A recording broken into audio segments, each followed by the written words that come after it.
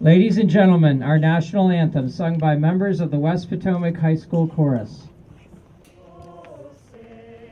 The Travis Manion Foundation goal is to connect veterans to the next generation, to civilians to do acts of service. Getting to honor the veterans and also doing some work around our school, trying to improve the community and building relationships in the process. We're here as educators to, yes, teach you writing and reading and math, but the real important stuff for your learning is experiences like this. If not me, then who? You know, 5 words that Travis Manion said before he went on his second deployment to Iraq and was killed. Doing some community service for the Travis Manion Foundation. To be able to go shoulder to shoulder with people that you've never met before and to work on a project that'll be gratifying and supporting the entire community. And then to recognize service members for their sacrifice and their continual giving through this process. It's an amazing opportunity. This is sort of a win-win. One word that comes to mind about today, sacrifice, because the 1% of the nation and also the support elements sacrifice a lot for veterans.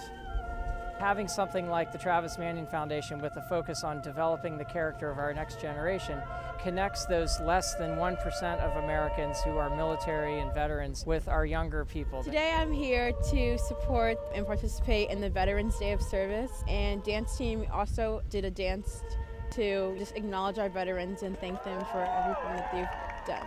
I'm an ambassador with the Travis Manion Foundation, and one of the programs that we bring to the community is a Character Does Matter program, helping to clean up, beautify, fix their own campus.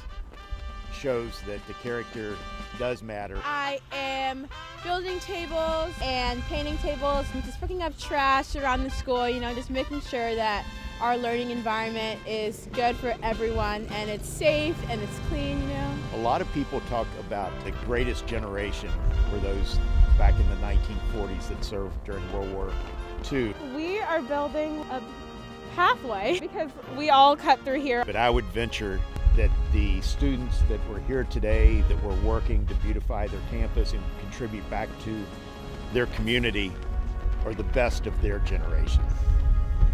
Veterans Day for me is a day that we set aside to honor folks that protect us and join our armed services. We honor the fact that they are willing to go out and put their lives on the line so we can have our country like it is and be free. I think it's a day to appreciate everyone who's given their lives for this country, for our freedom and for our rights. I have a long legacy in my family of service, starting with my husband, who is an Iraqi freedom veteran. He was an MP. My daughter, who is a reservist in the Marine Corps. She is amazing. I've been to Iraq twice and 4 to Afghanistan. I started out with the initial invasion of Iraq in 2003, and my last deployment was the entire calendar year of 2012. My father, who was a Korean War veteran, airman in the Air Force. I served from Vietnam up to the present conflicts.